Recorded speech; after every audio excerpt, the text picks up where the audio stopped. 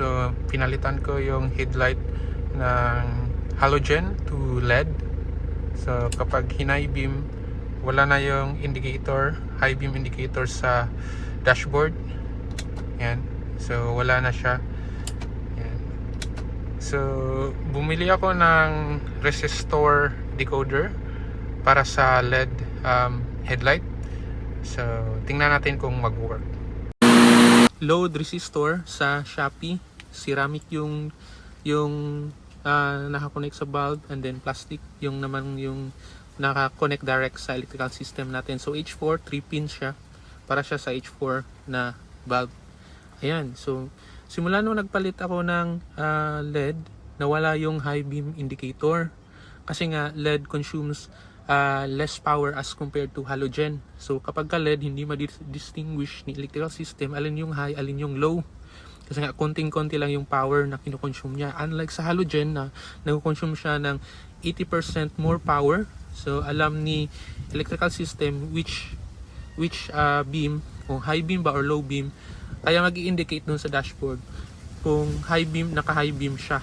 So para mabalik yung high beam indicator, lalagyan natin siya ng load resistor. So si load resistor, nagko-consume siya ng power, no? So kapag ka nag-high beam, dahil nagko-consume siya ng power, iisipin ni electrical system na meron tayong high beam bulb. So mag-i-indicate na siya sa dashboard na high beam. Okay? Yan. So kabit natin. Tara!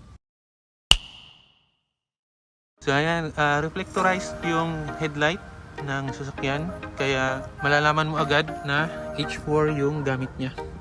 Yan. So kapag ganitong unit, old units, yan, H4 yung bulb type niya. Okay? So huhugutin lang to. Yan. Ito yung nakakonect direct sa bulb. Okay? So ikabit natin. So ito yung direct naka-connect dyan sa bulb. So huhugutin lang natin. So ito yung ipapalit natin, yung kabilang dulo. So mabilis lang siya palitan. Ayan, connect. And then ito naman will be the one na direct sa bulb.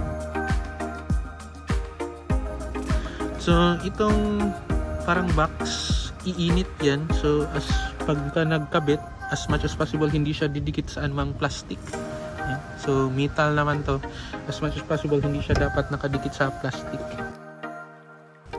So same procedure, huhugutin natin yung bulb socket.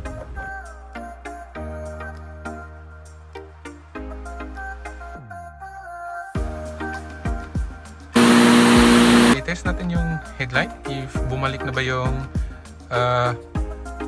high beam indicator sa dashboard. Yan. Park. Yan. Naka-on ang switch on ang headlight. So that's high. Slow. So makikita natin na meron na siyang indicator. Yan. So high yung blue. Yan. High. Low. High. Low.